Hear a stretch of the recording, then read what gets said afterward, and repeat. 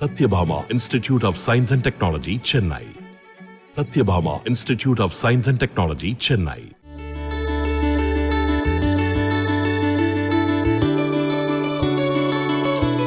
தேர்தலில் 100% வாக்குப்பதிவை வலியுறுத்தி திருச்சி திருவெரும்பூரில் பள்ளி ஒன்றின் மாணவ மாணவிகள் வோட் 100% என்ற வடிவில் நின்று விழிப்புணர்வை ஏற்படுத்தினர்.